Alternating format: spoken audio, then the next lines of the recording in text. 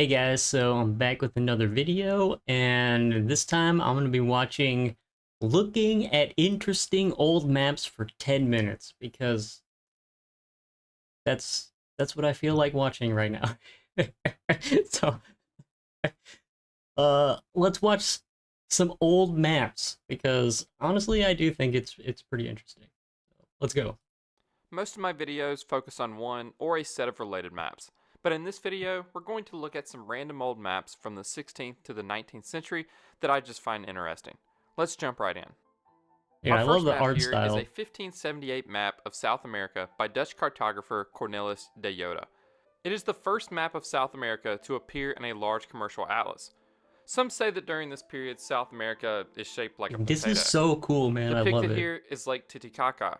It's It's like often called the highest navigable it's like lake in the Middle world. Earth or By something. volume of water and by surface area, it is the largest lake in South America, and today is shared by Bolivia and Peru. There are other place names on the map you may recognize: Chile and Peru, though their borders were a little different and under Spanish rule at the time, and Terra de Patagones, which we know as Patagonia. We'll come back to that in a minute. Several monsters are drawn on the map, which is common on 16th century maps. But my favorite features on this map are the bird's eye views of Cusco, the capital of the Inca Empire, and Tenochtitlan, the capital of the Aztec Empire. These were probably influenced by earlier depictions of the two cities, such as this 1572 view of both Cusco and Tenochtitlan. On Tenochtitlan, the author of this map wrote, "Mexico, or Tenochtitlan, is a rich and important city in New Spain in the Mexican provinces, What? lying in a saltwater lake. Dude, I had There are no many idea. heathen temples here, which their priests live in. The most important amongst them is a temple whose quite incredible magnificence is described in detail by Hernan Cortez. They make their heathen images out of flour or human blood, and every day sacrifice a large number of human hearts to them, which they cut out of the living bodies. A magnificent palace belonging to the most powerful lord, Montezuma, also stands here." In this image of Cusco, it shows the indigenous king being carried in his elevated chair near the town center. In the atlas this map came out of, the author wrote, "The capital of Peru in the south of the New World is Cusco, a city so large, powerful, and beautiful that it can easily rank alongside the most important cities in Spain and France. The streets are generally Dude, very this is so straight and cool. numerous crossroads, and a stream flows down most streets. The city is particularly embellished by a wonderful palace that lies on the steep hill and has no comparison in Europe." This 1610 map by Jodocus Hondius has a nearly Dude, identical inset of 1610. Cusco. But this map also has Wow. some other interesting Man, I features. had no Like the idea. prior map of South America we looked at, it shows Terra del Fuego, meaning land of fire. Ferdinand Magellan named this land after the many fires lit up by the local population when he sailed through the strait that would come to bear his name in 1520. But on this map, it's clear that it's supposed to belong to Terra Australis, a non-existent southern landmass. The Terra Australis theory already existed for nearly 2,000 years, Yeah. and some believed Magellan's sightings of Terra del Fuego confirmed its existence. Huh. I thought it was like There is also what Australia or appears to be a something. native standing in southern South America. This is likely supposed to depict a giant, considering this image is similar to other maps of the period where the man being a giant is clear. This again goes back to Ferdinand Magellan's voyage. One man on the voyage wrote, "One day we saw a naked man of giant structure on the shore of the port, dancing, singing, and throwing dust on his head. When the giant was in the captain general's and our presence, he marveled greatly, and made signs with one finger raised upwards, believing that we had come from the sky. He was so tall that we reached only his waist."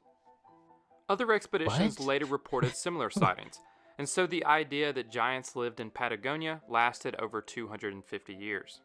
Our next map is a 1651 map of the Virginia colony.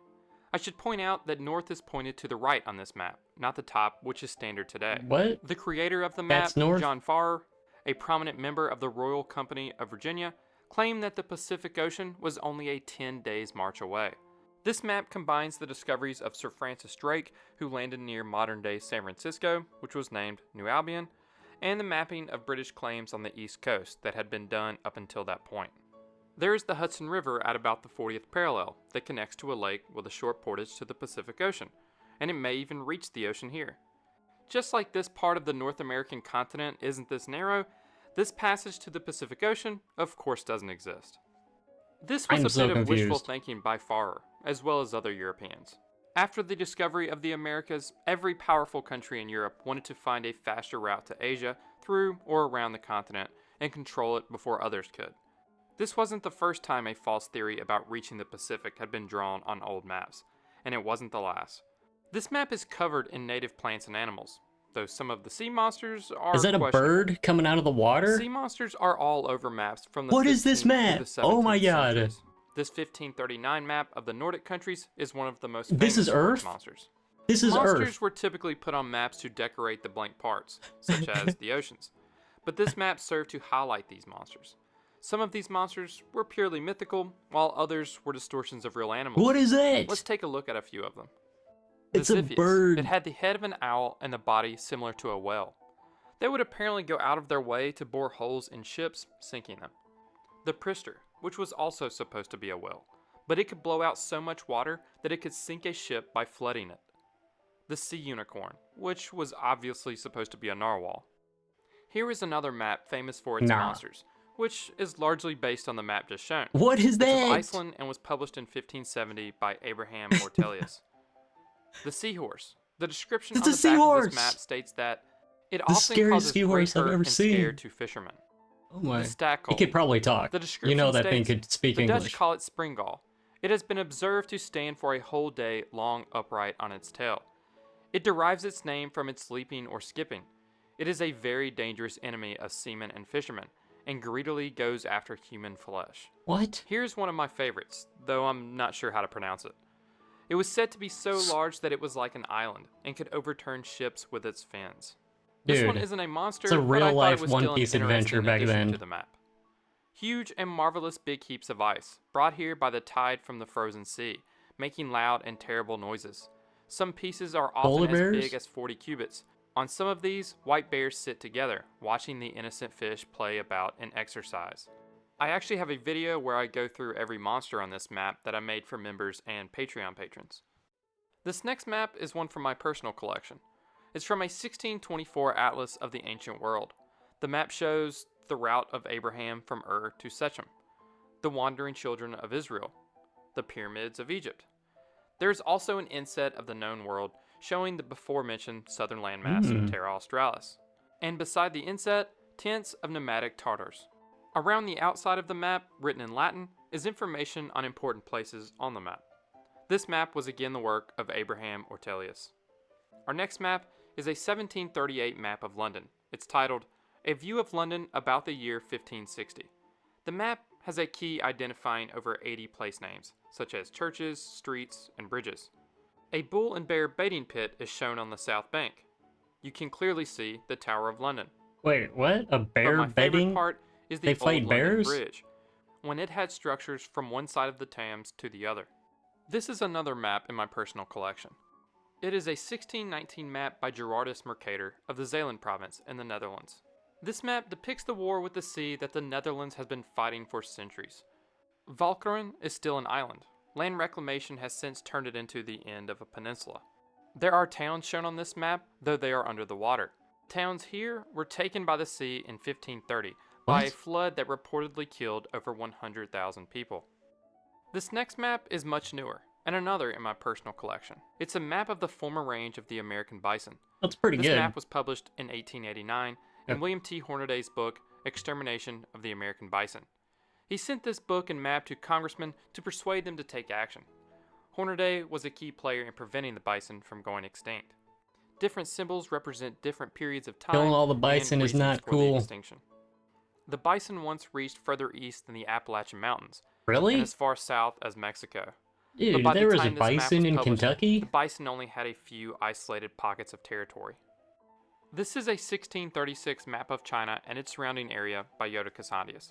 As usual, there's another impressive monster. Above that is the crucifixion of a Christian by the Japanese. The annotation describes how Christians were persecuted for their beliefs in Japan. To the left of it is of course Japan, and next to Japan That's is Korea. Japan? Though interestingly, That's Korea is drawn as an island, not a peninsula, which we know it to exist as today. Wow. Our last map is what is often referred to as America's birth certificate. It was published by a German cartographer in 1507, and it was the first map to use the name America. The accuracy is pretty impressive. You can make out North and South America. Here is what we know today as Cuba, Jamaica, and the island of Hispaniola. And this Right. appears to be Florida, which is interesting because Europeans did not officially make contact with Florida until 1513. The only known copy Look of at this this map dude was blowing the purchased by the wind up in United the States corner. Library of Top Congress in left. 2001 for $10 million. Thank you raremaps.com for giving me high definition images and the history of many of the maps in this video. Also, if you haven't already, Alright, that was the end. That's the end? I mean, I really like these old maps. They just, I don't know. They got a lot of imagination, because, the people back then, they didn't really have all of it. They kind of had to fill in the blanks with their imagination, and I think that's really cool. So, yeah. I mean, tell me what you think about these old maps. I mean, I think they're freaking sweet. So, yeah. I'll see you next time.